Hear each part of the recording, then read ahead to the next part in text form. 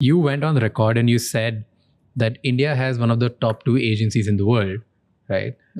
There's RAW and there's the Intelligence Bureau, which is IB, right? These are the two. Why did you say so? So what made you say so? Because people don't realize it. And part of the reason people don't realize how good Indian intelligence is because Indian intelligence is so good. The Research and Analysis Wing, RAW, is a very close collaborator with the West. They are very effective at being able to identify terrorist activities, threats to the homeland, counterterrorism, counterintelligence. And that capability is largely informed because of their relationship with the West, with the French, with the British, with the Americans, with the Germans, the Canadians. So there's this close partnership between Indian RAW and Western intelligence. And that gives them the best resources and gives them the best training, but it also gives them access to all the intelligence capabilities of those Western services. That said, what India is the most focused on is Pakistan. So almost all of their efforts are really focused on countering Pakistan, which makes it simpler for them because they don't have to look at 160 other countries. They only have to look at one. They will look at China because China's a growing threat. They will look at, other countries in the region, and they'll keep an eye on factions inside India that are working against the government, but their primary goal is Pakistan. And Pakistan's primary intelligence service, the ISI, uses terrorist tactics. This is something that's so important that people don't understand. Pakistan's Federal Intelligence Service are using terrorist tactics in India.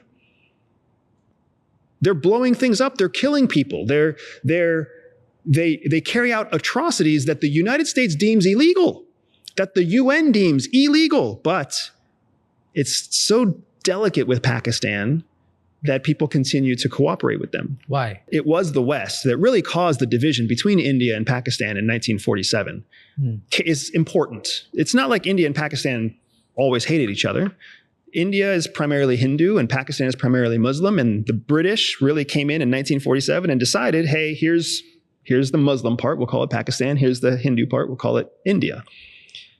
And then ever since then, there's been conflict because you can't divide a country based on tribal alliances like that. So much of the animosity between Pakistan and India happened because of the West. Didn't happen because of them. From that animosity, they had to lean into their own strengths. Pakistan's a small country with very few natural resources. India is a large country with a great deal of natural resources. So as India built its commercial enterprise, Pakistan had to lean into its Islamic roots and rely on partners in the Arab world to keep it alive, to help it build its infrastructure, to help it build its own economic base. So what that means is India became independent. They became Indian. Pakistan became Arab. They didn't identify as Pakistani as much as they identified as Muslim. And that's a big part of what we see now, because now, 70 years later, India has a national identity as Indian. Pakistan has a national identity, but it doesn't trump its religious identity as Islamic. So they will use tactics that are being used by all across Islam, including Islamic fundamentalism. But India refuses to use fundamentalist tactics because it identifies as a nation first. That's also why India is the preferred nation over Pakistan worldwide. And I understand that's going to make Pakistanis pissed, but the truth is the truth. People see the value of India. They don't see the value of Pakistan. People understand India is a commercial, growing, entrepreneurial, manufacturing hub, tech hub of the world. Pakistan is not. Pakistan is just a strategic geographic ally that sits between the East and the West.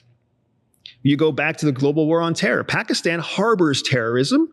It hides terrorists, including Osama bin Laden. It lies to its allies. It's a complicated, difficult place that also has nuclear weapons, right? India is trying to become first world. India is trying to establish and grow itself as a competitor to the Chinese and to the United States by making itself an ally to the Chinese and the United States. But there is no comparison between India and Pakistan on many, many levels.